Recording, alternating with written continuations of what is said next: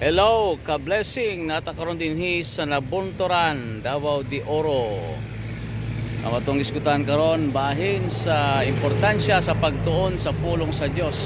2 Timothy 2:15 it says, "Study to show thyself approved unto God, a workman that needeth not to be ashamed, rightly dividing the word of truth."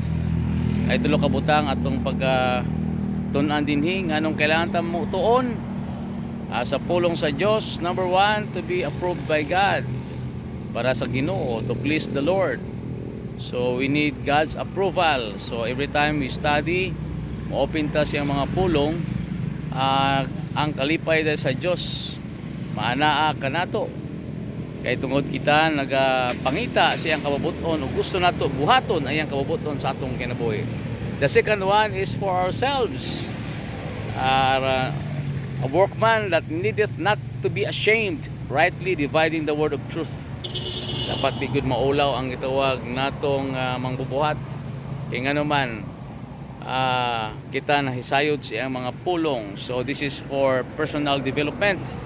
We need to feed ourselves with the word para kita malig-on o panahon sa kitawag mga pagsulay na atay kasukol. The Lord is our refuge and strength, a very present help in time of need. The third one is for others, rightly dividing the word of truth. So we study God's word because we want others to know the beauty of His word.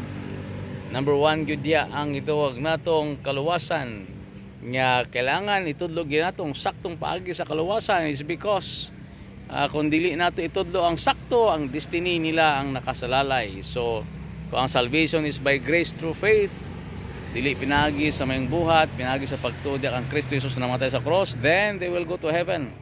That's why it's very important to rightly divide the word of truth. So importante gid ay mga igsoon nga kita, mga anak sa Dios, kailangan gid nato di ay magtuon, di lamang para sa kamayan sa Dios, kundi para pud sa atong paglambo sa spiritual, o kailangan po nato mag-share sa uban. So we need to think of other people. Sa panahon na kita nga nagtuon sa pulong sa Ginoo, we need to share the knowledge that we have, especially sa gitawag nga goodness of God. O taste and see that the Lord is good. Blessed is the man who trusts in Him. So bye for now and God bless you.